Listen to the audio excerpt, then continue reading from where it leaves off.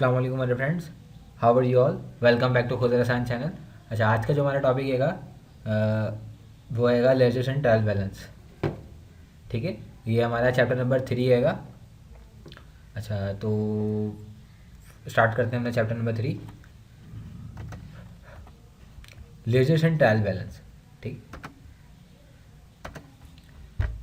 The transaction record in book of prime entry are posted in ledger. ठीक है, जो भी हम transaction book of prime entry में रिकॉर्ड करते हैं, ठीक है, देन उसको हम क्या करते हैं, क्या नाम है, बुक्स ऑफ प्राइम एंट्री से निकाल के लेजर्स में पोस्ट करते हैं। ठीक है, लेजर में हम उसको पोस्ट करते हैं। विच में हैव टी अकाउंट, जो कि टी अकाउंट होता है, ठीक है, फ्रॉम टी अकाउंट के फॉर्म में होता है, और statements from which running balance calculated after each transaction. ठीक है, और एक होता है हमारे पास रनिंग बैलेंस अकाउंट। ठीक है, रनिंग बैलेंस में क्या होता है, वो हम कैलकुलेट करते हैं हर ट्रांजेक्शन के बाद, उसको हम कैलकुलेट करते हैं, उसकी हम बैलेंसिंग फिगर निकालते हैं। ठीक है, इंडिविजुअल कस्टमर्स अकाउंट या usually maintain in receivable ledger, जितने भी हमारे कस्टमर्स के अकाउंट्स होंगे ना, ठीक है, जितने भी हमने जिनको माल बेचा होगा, सेल्स की होगी, उनसे रिसीवेबल लेना होगा। ठीक है, तो उनसे जो पैसा लेना होगा ना, वो हम कहाँ रिकॉर्ड करेंगे, रिसीवेबल के लेजर में। ठीक है, individual customer account, individual supplier account in payable and all other in journal ledger. देखें, कुछ सप्लायर से हम माल खरीदते हैं उधार पे, देन उनको हमने पे भी करना होता है, तो पेबल लेजर होता है। ठीक है, तो ये हमारे पास हमें पेबल लेजर में उनको रिकॉर्ड करना होता है। ठीक है, जो भी अमाउंट हमें देनी होती है अपने सप्लायर को, और जो बाकी होती हैं उनके लिए हम जर्नल लेजर इस्तेमाल करते हैं। तो यहाँ पे हमारे पास सिंपल पता चल गया कि हमारे पास लेजर की 3 टाइप्स होती हैं, एक रिसीवेबल लेजर, एक पेबल लेजर और एक journal ledger. Every ledger account must be separately identifiable. Her ledger account जो है वो सेपरेटली आइडेंटिफाइबल होता है, मतलब सबके सेपरेट सेपरेट नाम होंगे, वो अपने ही आइडेंटिफिकेशन से जाने जाएंगे। ठीक है, it is often quicker and more convenient to give account their own unique codes number. ठीक है, इसको हम क्या करते हैं, जल्दी से आइडेंटिफाई करने के लिए कौन सा अकाउंट है, क्या है इसका नेचर, तो उसके लिए हम क्या करेंगे, हम इसको एक यूनिक कोड देंगे, यूनिक कोड नंबर देंगे, जिसके ज़रिए हम बहुत जल्दी ये पता लगा लेंगे कि ये अकाउंट कौन सा है। ठीक है, the design and arrangement of such code is called chart of account. ठीक है,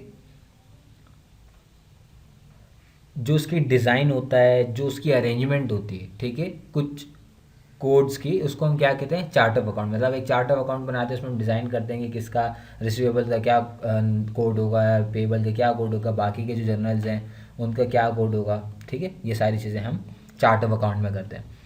from ledger are trial balance is prepared to check arithmetic accuracy of double entry bookkeeping and it is also starting point to prepare financial statement. अच्छा, अब हम क्या करेंगे, laser से जो भी उसकी फिगर होगी, जो भी उसकी अमाउंट होगी, वो निकाल के कहाँ पुट करेंगे, ट्रायल बैलेंस में। ठीक है, ट्रायल बैलेंस में आ जाएगा, फिर उसको हम प्रिपेयर्ड करेंगे। ट्रायल बैलेंस को हम इसलिए प्रिपेयर्ड करेंगे ताकि हम अथमेटिकल एक्यूरेसी देखें कि क्या कहीं पे ऐसा तो नहीं कि गलती हो गई हो डबल एंट्री रिकॉर्ड करने में। ठीक है, तो इसलिए हम क्या करते हैं, ट्रायल बैलेंस बनाते हैं। ट्रायल बैलेंस से हमें ये पता चल जाता है कि हाँ भाई, कि डबल एंट्री बुक कीपिंग में कोई हमारी मिस्टेक नहीं हुई है, अगर हमारा ट्रायल बैलेंस इक्वल आया है। ठीक है, और ट्रायल बैलेंस जो है फाइनेंशियल स्टेटमेंट बनाने का स्टार्टिंग पॉइंट होता है। ठीक है, ये हमारा स्टार्टिंग पॉइंट होता है फाइनेंशियल स्टेटमेंट बनाने का। ठीक है, तो लेजर से जो हम अमाउंट निकालते हैं, ट्रायल बैलेंस में डालते हैं, वो क्यों डालते हैं, ताकि हम अपनी अर्थमेटिकल एक्यूरेसी देख सकें, किसकी, डबल एंट्री बुक कीपिंग की। ठीक है, देन आ गया income expense and drawing account are transferred close to capital account at the end of accounting period once financial statement have been prepared. देखें, हमारे पास जो है वो इनकम एक्सपेंस और जो ड्राइंग्स होते हैं, ठीक है, इनके जो भी अकाउंट होते हैं हमारे पास, उसको हम ट्रांसफ़र कर देते हैं कहाँ पे, क्लोज कैपिटल अकाउंट में। मतलब जब हम कैपिटल अकाउंट क्लोज कर रहे होते हैं, वहाँ पे हम इसको ट्रांसफ़र कर देते हैं। ठीक है, the end of the accounting period, her accounting period में। ठीक है, मतलब जब भी हम अपनी फाइनेंशियल स्टेटमेंट बना रहे होंगे, तो जब भी हम बना रहे होंगे, जाहिर सी बात है ईयर एंड पे बना रहे होंगे, तो हम अपने अकाउंटिंग पीरियड में इसको क्लोज कर देंगे। ठीक है, कब बनेंगे? जैसे ही वंस हमारी financial statement have been prepared, जैसे हमारी फाइनेंशियल स्टेटमेंट प्रिपेयर्ड हो जाएगी, हम इन सब तीनों को क्लोज कर देंगे। The next period started with balances of assets, liability and equity only. देखें, ये चीज़ यहाँ पे सिंपली आप क्लियर रखें कि इनकम, एक्सपेंस और ड्राइंग की, ठीक है,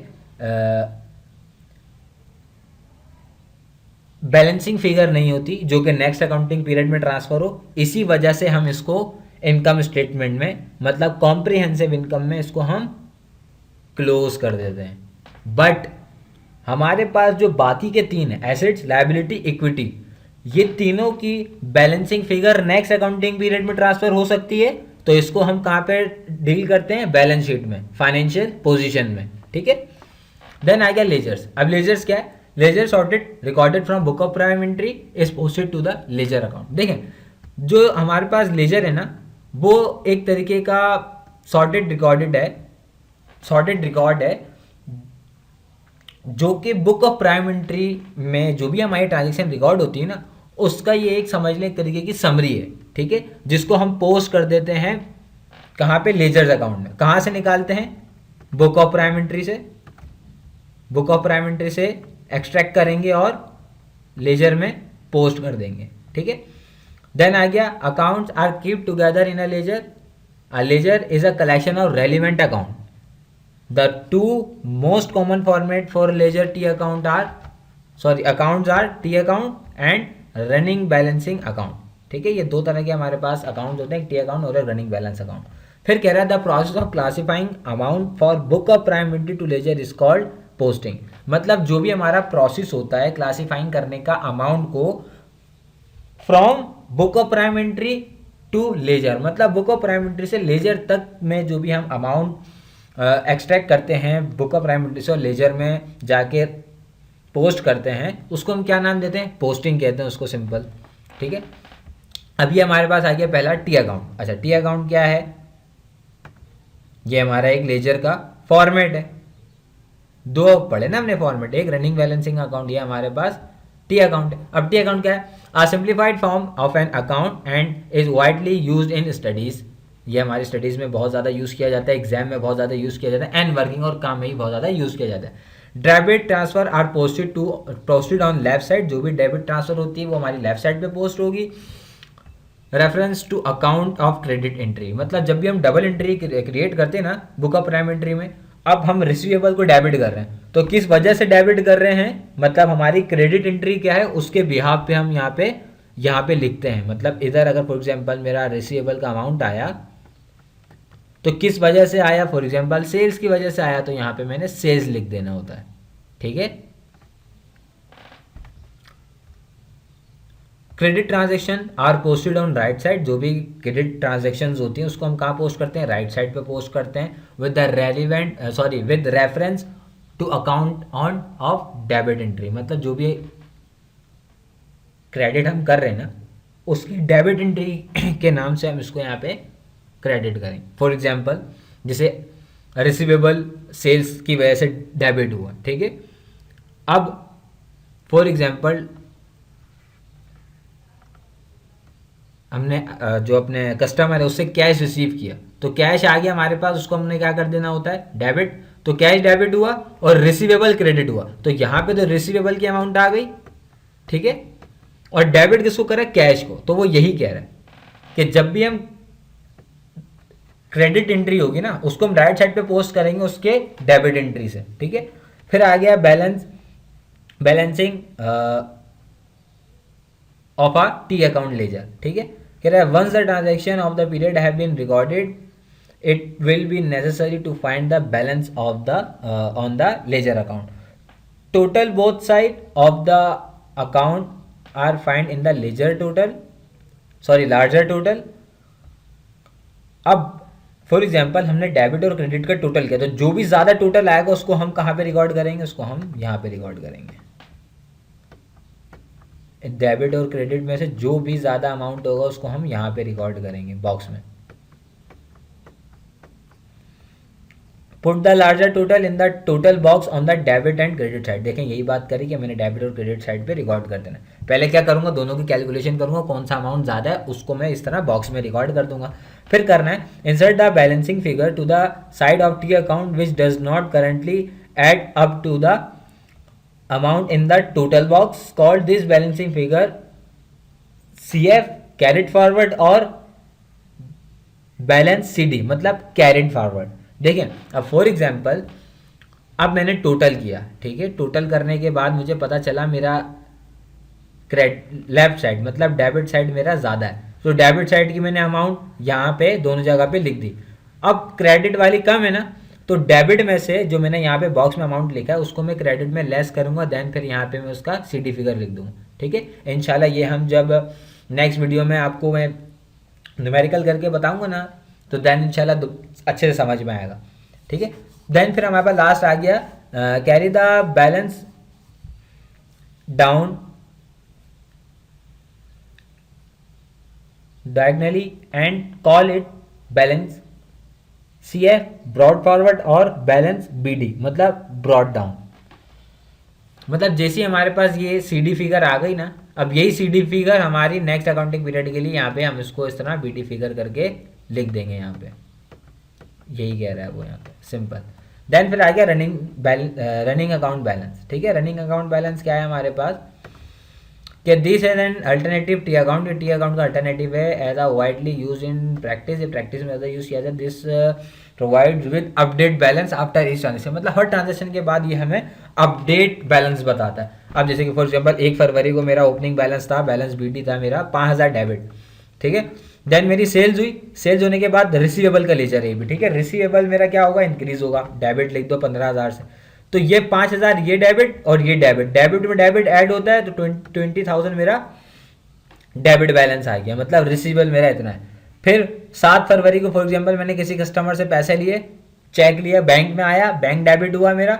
ठीक है, और रिसीवेबल मेरा क्रेडिट हुआ। अब यहाँ पे रिसीवेबल क्रेडिट हुआ 9,000 से, तो डेबिट में क्रेडिट लेस होता है, तो 20,000 माइनस 9,000 इज इक्वल्स टू 11,000 मेरा डेबिट बैलेंस आ गया। ठीक है, तो यहाँ पे अब देखिए हर ट्रांजेक्शन के बाद हमारी बैलेंसिंग फिगर चेंज हो रही है, अपडेट हो रही है। ठीक है, देन आगे टैप्स ऑफ लेजर। ठीक है, अब हमारे पास जैसे मैंने पहले ही फर्स्ट स्लाइड में हमने आपको बताया था मैंने कि तीन तरह के लेजर होते हैं। एक रिसीवेबल लेजर है हमारे पास, एक पेबल लेजर है और एक जर्नल लेजर है। ठीक है, अच्छा रिसीवेबल लेजर क्या है, it contains all individuals customers account. ये जितने भी कस्टमर्स के अकाउंट होंगे यहाँ पे रिकॉर्ड किए जाएंगे रिसीवेबल लेजर में।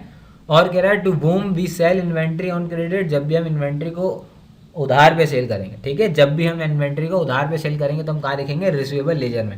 It is also called sales ledger और कस्टमर लेजर। इसको हम दो नाम और दे देते हैं, रिसीवेबल लेजर को एक और नाम क्या देते हैं, सेल्स लेजर, और दूसरा क्या नाम देते हैं, कस्टमर लेजर।